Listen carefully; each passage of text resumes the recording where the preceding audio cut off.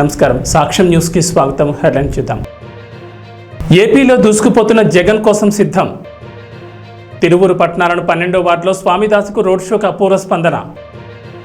శ్రీదేవి భూదేవి సమేత శ్రీ కళ్యాణ వెంకటేశ్వర స్వామివారి దేవాలయ 13వ వార్షిక బ్రహ్మోత్సవాలు. శ్రీ వెంకటేశ్వర స్వామివారి బ్రహ్మోత్సవాల్లో భాగంగా ఆలయంలో అనేక ఆధ్యాత్మిక కార్యక్రమాలు నిర్వహించారు.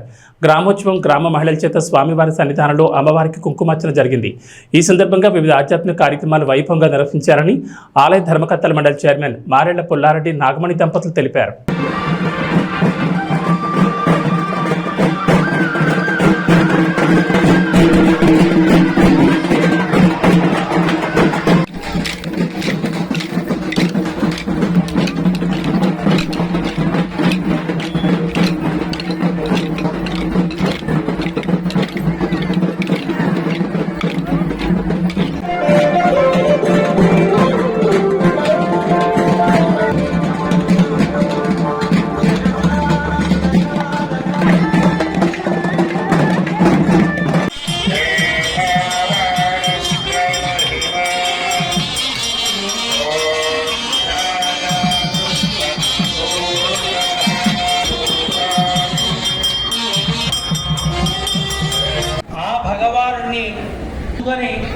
ఏర్పాటు చేసుకున్నటువంటి క్షేత్రం ఇది.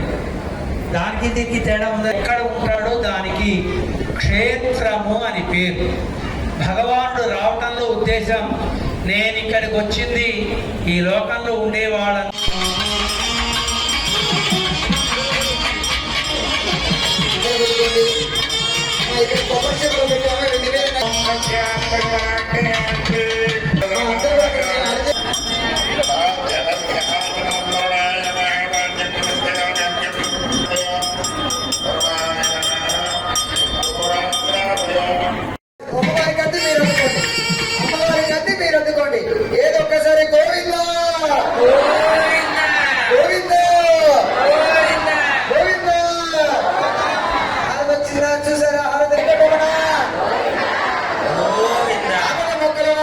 తాడేపల్లిగూడెంలో దేవాదాయ ధర్మాదాయ శాఖ మంత్రి కొట్టు సత్యనారాయణకి చేతు అనుభవించరైంది. ప్రభుత్వ ఉద్యోగుల వద్దకు వెళ్లిన సత్యనారాయణ తిట్టి బయటకు పంపించారు. ఇది సోషల్ మీడియాలో వైరల్ అయింది.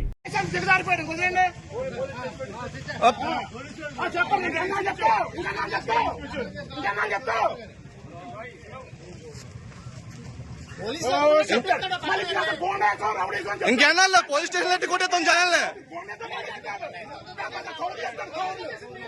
గేట్ బయట రావాలా, గేట్ బయట ఏదైనా గేట్ బయట ఫోటో తీసుకో. గేట్ రాపలు ఉంటాం కాదు, గేట్ బయట గేట్ బయట బాబు అటు కూడా తీయమ్మా, అటు తీసి ఒకరితో కాదు అందరూ తీ. आप लोग को देखो, दोनों तरफ देख लो ना क्या कर रहा है. आप दोनों तरफ देख लो. पैसा दिए ना क्या पे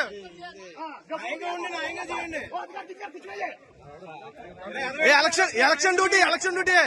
उसको देखा है हमको भी हिंदी मालूम है. बोल देना चल जाएगा. आप लोग क्या नौकरी है आप लोग क्या बोल देता हूँ कहते हैं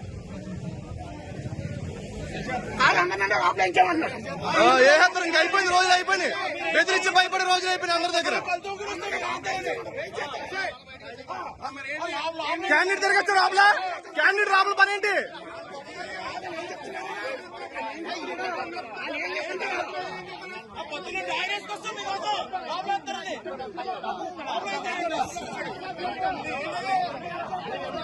అండ్ క్యాండిడేట్ రాబుల పని ఏంటి?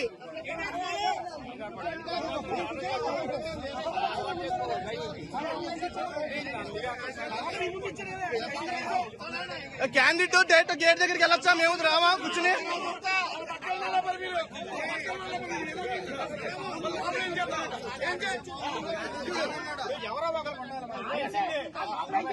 ఇంకా బాబాయ్ గారు ఇంకా సైలెంట్ గా ఉంటే అయిపోద్ది వ్యాపారం. ఎవరో ఒకరు ఉండాలి.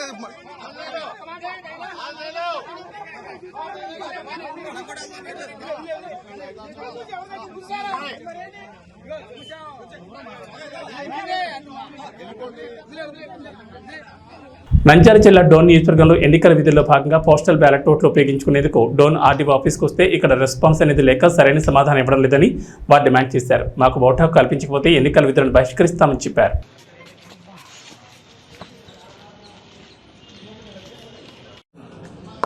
మరి ఈరోజు మేము మా ఓటు హక్కును వినియోగించుకునేదానికి ప్రభుత్వ ఉద్యోగులైనటువంటి మేము ఎన్నికల విధుల కోసము మాకు ఎన్నికల విధులకు పోస్టింగ్ ఆర్డర్స్ ఇచ్చినప్పటికీ మేము పోస్టల్ బ్యాలెట్ ద్వారా మరి ఓటు హక్కును వినియోగించుకోవడానికి దరఖాస్తు చేసుకోవడం అనేది డోన్ కాన్స్టిట్యుయెన్సీలో. అయితే ఈ ఓటు హక్కును మాకు కల్పించడంలో డోన్ ఆర్ఓ గారు కానివ్వండి, అదేవిధంగా కర్నూలు ఆర్ఓ గారు కానివ్వండి, అదేవిధంగా మాకు డ్యూటీ అపాయింట్ చేసినటువంటి కాన్స్టిట్యుయెన్సీ ఆర్ఓ గారు కానివ్వండి, మాకు ఓటు హక్కును కల్పించే విషయంలో పూర్తిగా విఫలమైనారని చెప్పేసి తెలియజేసుకుంటున్నాం. మేము కర్నూలుకి వెళ్తే మీ ఓటు ఇక్కడ లేదండి, మీరు డోన్కి వెళ్ళండి అని చెప్పారు. డోన్కి వచ్చి డోన్ కాన్స్టిట్యుయెన్సీలో ఆర్ఓ గారిని రిక్వెస్ట్ చేశాం మొదటి రోజు. ఇంకా మీ లిస్టు మా దగ్గరికి రాలేదండి, వెయిట్ చేయండి అని చెప్పేసి మొదటి రోజు చెప్పారు. మొదటి రోజు మళ్ళీ కాసేపటి తర్వాత వెళ్ళి మళ్ళీ వాళ్ళని డోన్ ఆర్ఓ గారిని అడగగా ఆయన ఏం చెప్పారు, మళ్ళీ 3 గంటలకండి మీ పీఓ వాళ్ళకి స్పెషల్గా 3 గంటలకు పెట్టామండి అని చెప్పారు. 3 గంటలకు వెళ్తే ఈరోజు లిస్టు రాలేదని చెప్పారు. ఆ విధంగా మొదటి రోజు మాకు ఓటు హక్కు కల్పించడంలో డోన్ ఆర్ఓ గారు పూర్తిగా విఫలమైనారు. తర్వాత నెక్స్ట్ డే మాకు ట్రైనింగ్ ఉండడం వల్ల మేము నెక్స్ట్ డే మా ట్రైనింగ్ సెంటర్లలో మేము మరి విధులకు హాజరు కావడం అయింది. ఈరోజు కూడా మరి ఓటు హక్కును వినియోగించుకోవడానికి ఈరోజు నంద్యాల జిల్లా కలెక్టర్ గారు ఇతర జిల్లాల కలెక్టర్ల వాళ్ళు ఇంకొక రోజు మరి పొడిగించడం జరిగింది. అందులో భాగంగా పేపర్ న్యూస్ని చూసి అన్ని రకాల మరి సమాచారం తెలుసుకొని ఈరోజు డోన్ కాన్స్టిట్యుయెన్సీలో మా ఓటు హక్కును వినియోగించుకోవడానికి మరి ఇక్కడికి రాగా డోన్లో గర్ల్స్ హై స్కూల్ కంప్లీట్గా ఎలక్షన్ సెంటర్స్ అన్నిటినీ క్లోజ్ చేసేసి కనీసం అక్కడ చిన్న సమాచారం పెట్టడంలో కూడా డోన్ ఆర్ఓ గారు పూర్తిగా విఫలమైనారు. ప్రజెంట్ నేను డోన్ ఆర్డీఓ కార్యాలయంలో ఉన్నటువంటి essential service polling booth centre దగ్గరికి వచ్చాను. ఇక్కడ కూడా నా ఓటు హక్కుని అడగగా నేను మీటింగ్లో ఉన్నాను, 12 గంటలకి రండి అని చెప్పేసి మరి ఆర్ఓ గారు మాట్లాడుతూ ఉన్నారు. నేను ఫోన్లో మళ్ళీ ఆర్ఓ గారితో మాట్లాడా, మీరు పిలిస్తే నేను రావాలనా అని బాధ్యత రాహిత్యంగా మరి వ్యవహరిస్తున్నారు. మాకు ఖచ్చితంగా ఈ సందర్భంగా మేము డిమాండ్ చేస్తూ ఉంది ఏంటంటే, మాకు ఓటు హక్కునన్నా కల్పించండి, లేదా మాకు ఎన్నికల విధుల నుండి మాకు మినహాయింపు ఇవ్వాలని ఈ సందర్భంగా మేము ఉపాధ్యాయ సంఘాలందరి తరపున, ఉద్యోగ సంఘాల తరపున డిమాండ్ చేస్తూ ఉన్నాం. Thank you very much. Vote హక్కు కల్పించకపోతే మీరు ఏం చేయబోతున్నారు? ఓటు హక్కు కనుక మాకు కల్పించడంలో సంబంధిత అధికారులు పూర్తిగా విఫలమై మాకు కల్పించలేని పక్షంలో మేము ఎన్నికల విధులను బహిష్కరించబోతున్నాము. మేము చేయలేము. Thank you. యువత సమస్యల పరిష్కారం కావాలంటే కాంగ్రెస్ పార్టీతో సాధ్యమని స్థానిక నిరుద్యోగుల ఉపాధి కల్పించే విధంగా చూస్తారని పెద్దపల్లి కాంగ్రెస్ ఎంపీ అభ్యర్థి గడ్డం వంశీకృష్ణ అన్నారు. మంచిర్యాల పట్టణంలోని పద్మనాయక ఫంక్షన్ హాల్లో మంచిర్యాల ఎమ్మెల్యే కుక్కరాల ప్రేమ్షా గారు ఆధ్వర్యంలో పెద్దపల్లి పార్లమెంట్ నియోజకవర్గ యువ సమ్మేళనం నిర్వహించారు.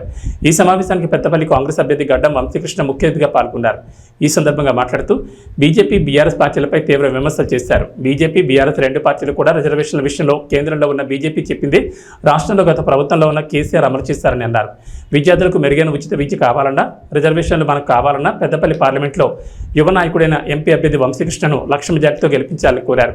కాంగ్రెస్ అభ్యర్థి వంశీకృష్ణ మాట్లాడుతూ గత 10 సంవత్సరాలుగా తెలంగాణను పాలించిన బీఆర్ఎస్ పార్టీ ఇంటికో ఉద్యోగం, డబుల్ బెడ్రూమ్ ఇండ్లు, దళిత బంధు అని ఇస్తామని చెప్పిన కేసీఆర్కు ఏ ఒక్క పథకం కూడా అమలు చేయలేదని ప్రశ్నించారు.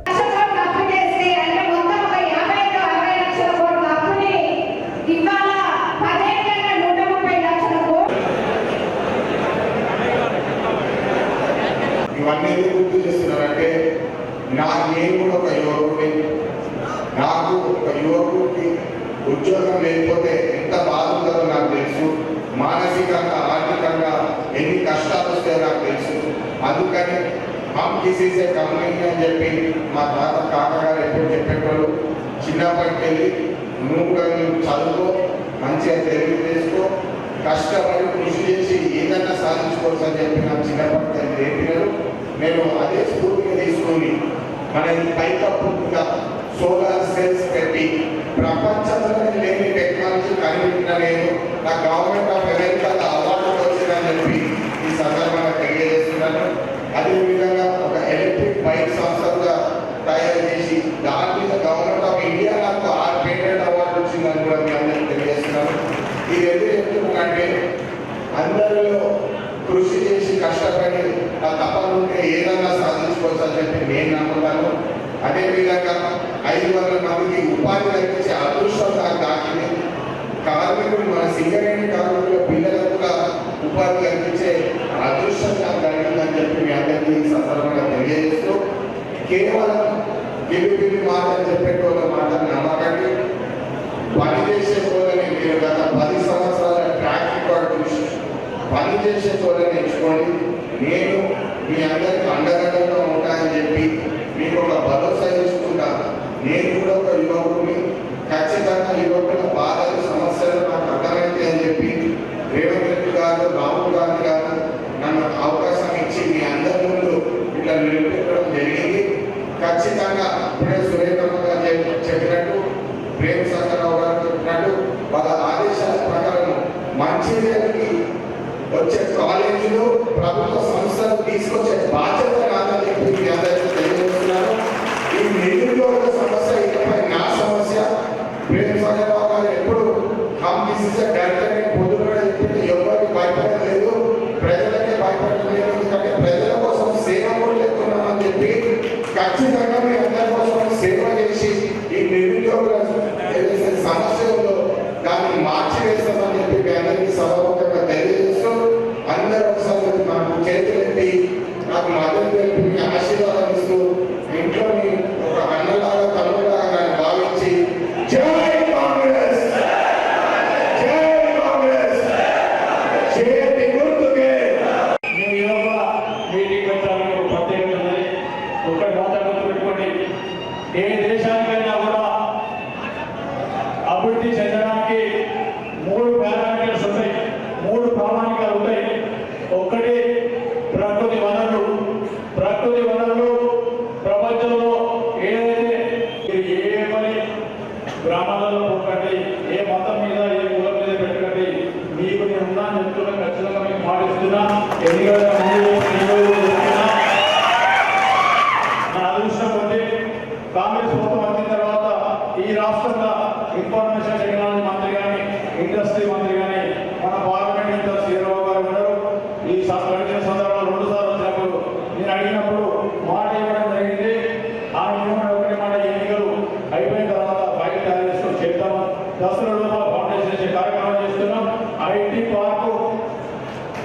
పార్క్ కానీ ఇండస్ట్రియల్ పార్క్ కానీ అంటే కాకపోతే దానికోసం అని చెప్పి ఐటీ పార్క్తో పాటు ఇండస్ట్రియల్ పార్క్ చేస్తే చిన్న చిన్న పరిశ్రమలు కాటేజ్ ఇండస్ట్రీస్ చేసినప్పుడు మాత్రమే ఒక 10 మంది కనుక యూనిట్ పెట్టుకుంటారు, 10 మంది ఇంకో 10 మంది ఉద్యోగాలు వచ్చే అవకాశం ఉంటుంది. ప్రభుత్వ ఉద్యోగాలు అందరికి రావు. ప్రభుత్వ ఉద్యోగాలు అందరికి వస్తాయంటే ఇవాళ ఈ రాష్ట్రంలో 26 లక్షల పైన మంది గ్రాడ్యుయేట్ డిగ్రీ కానీ ఆ పైన చదువుతున్న విద్యార్థులు నిరుద్యోగం వేయాలి. ప్రజాస్వామ్య పరిరక్షణ కోసం పాటుపడే పార్టీ కాంగ్రెస్ పార్టీ అని, అందుకే మా మద్దతు కాంగ్రెస్ పార్టీకి తెలుపుతున్నామని తెలంగాణ జనసమితి అధ్యక్షుడు ప్రొఫెసర్ కోదండరాం అన్నారు. పార్లమెంట్ ఎన్నికల ప్రచారంలో భాగంగా మంచిర్యాల జిల్లా బెల్లంపల్లి ఎమ్మెల్యే గడ్డం వినోద్ నివాసంలో తెలంగాణ జనసమితి అధ్యక్షుడు ప్రొఫెసర్ కోదండరాం, ఎమ్మెల్యే గడ్డం వినోదులు ప్రెస్ మీట్ నిర్వహించారు.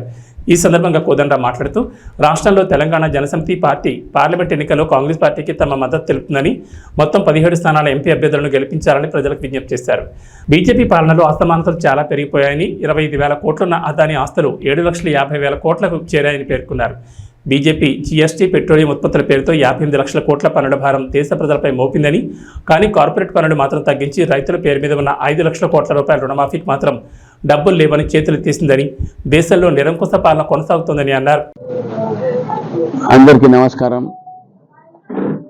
ప్రత్యేకంగా పర్సనల్గా నేను మనస్ఫూర్తిగా థ్యాంక్స్ చెప్తున్నా సీనియర్ నాయకులు కోదండరాం సార్ మా ఇంటికి రావడం, మమ్మల్ని ఆశీర్వదించడానికి ఇచ్చిన అవకాశాన్ని, ఆయనకు మా నాయనతో ఉన్న దగ్గర సంబంధాలతో మా కుటుంబంతో we are deeply grateful to you sir for coming.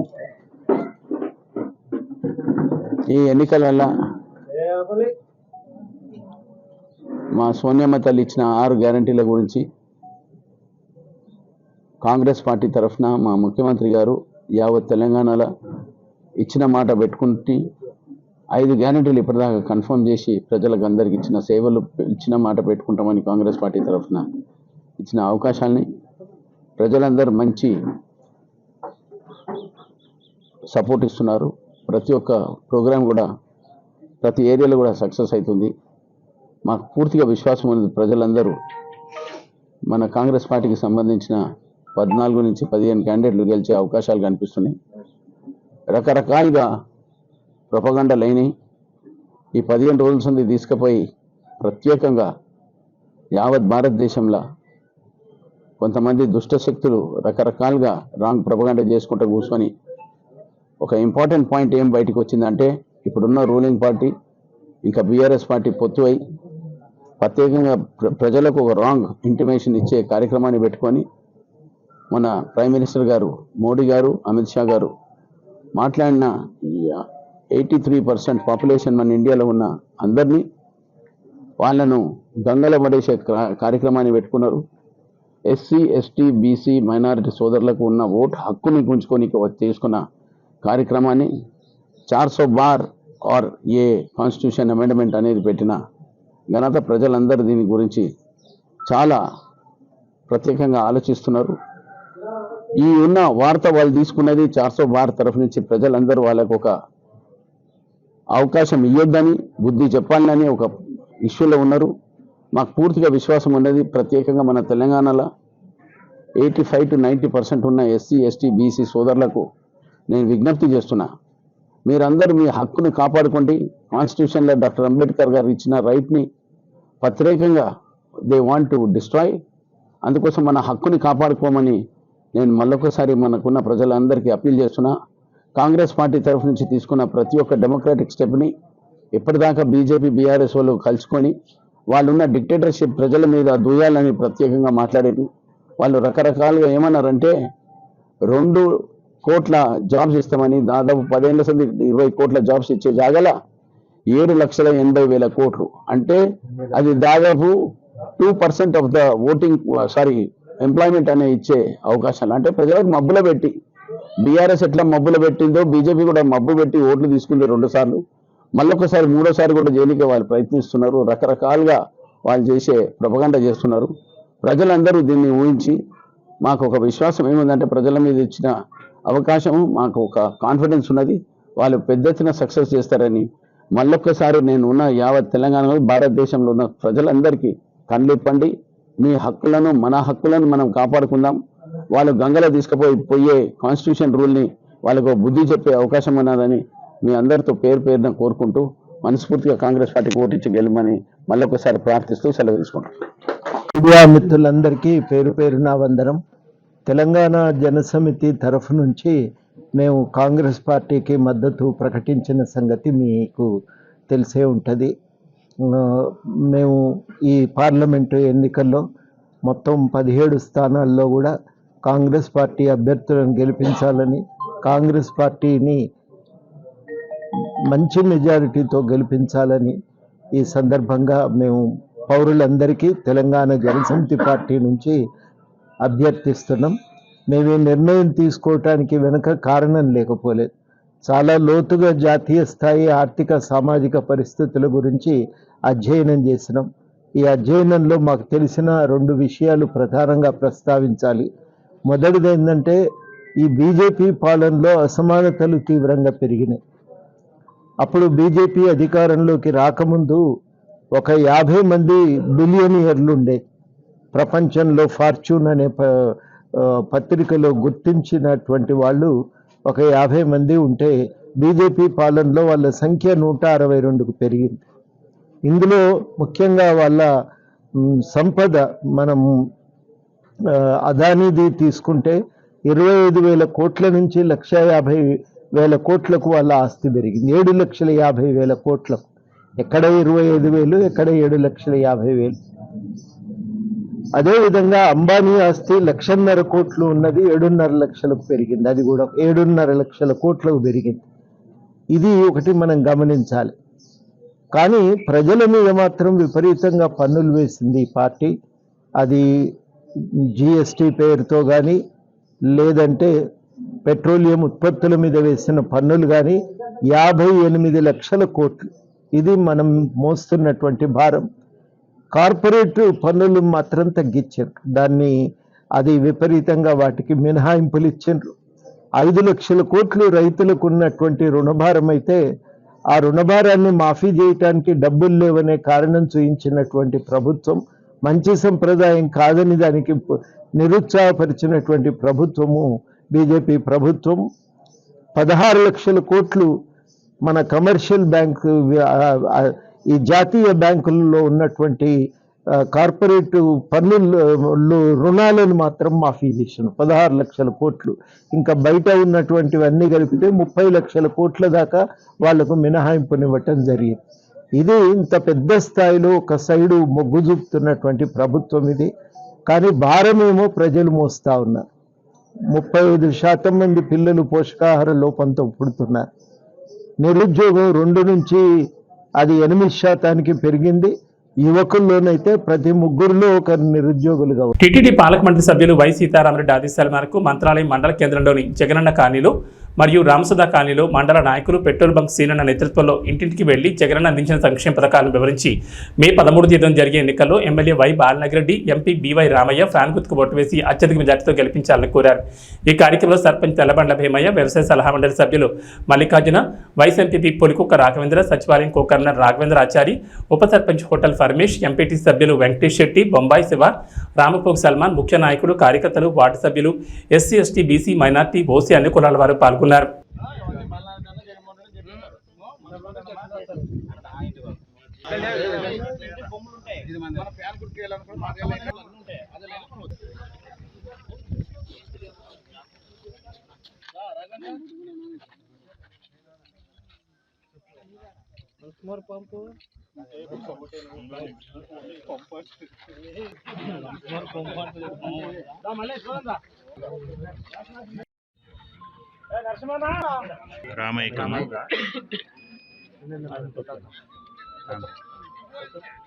Fan సరిగా వస్తుంది చూడమ్మా, సౌండ్ రావాలి.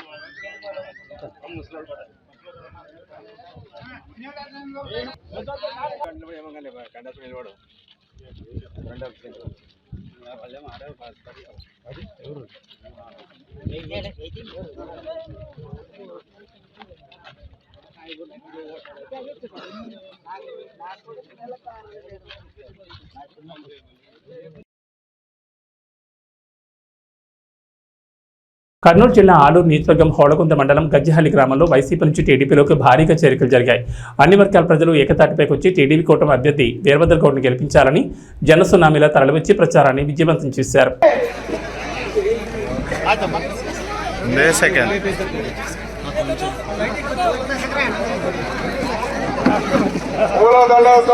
సన్మానం చేస్తున్నారు గిరిమల గారు అన్న గారికి. అందుకని మీరు ఇక్కడ ఉన్న తెలుగుదేశం నాయకులు అయితే, కార్యకర్తలు అయితే, బీజేపీ కార్యకర్తలు అయితే, పవన్ కళ్యాణ్ సార్ కార్యకర్తలు అందరూ కలిసి వచ్చే ఎన్నికల్లో తెలంగాణ నాగరాజుకి ఒక ఓటు, తర్వాత గౌరవనీయులు ఆయనంతో 2 ఓట్లు వేసి గజ్జెల్లి నుంచి ఎక్కువ అఖండ మెజార్టీతో గెలిపిస్తారని కోరుతూ ఈ అవకాశం ఇచ్చిన అందరికీ నా హృదయపూర్వకంగా ఉందని తెలుస్తున్నా. జై తెలుగుదేశం, జై తెలుగుదేశం, జై చంద్రబాబు. ముందు అందరికీ నమస్కారాలు. ఇక్కడ విచ్చేసిన మన మండల కన్వీనర్ వచ్చేసి తిప్పేమామ గారికి, గిరిమల్లేష్ గౌడ్ గారికి మరియు ఇక్కడ వేదిక మీద ఉన్న పెద్దలకు ముందుగా హృదయపూర్వక నమస్కారములు.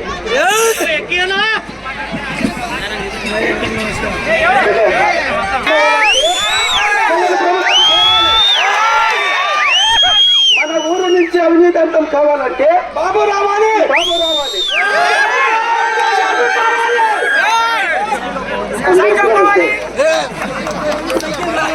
ఏబీ బులెటిన్ విశేషాలు. నమస్కారం.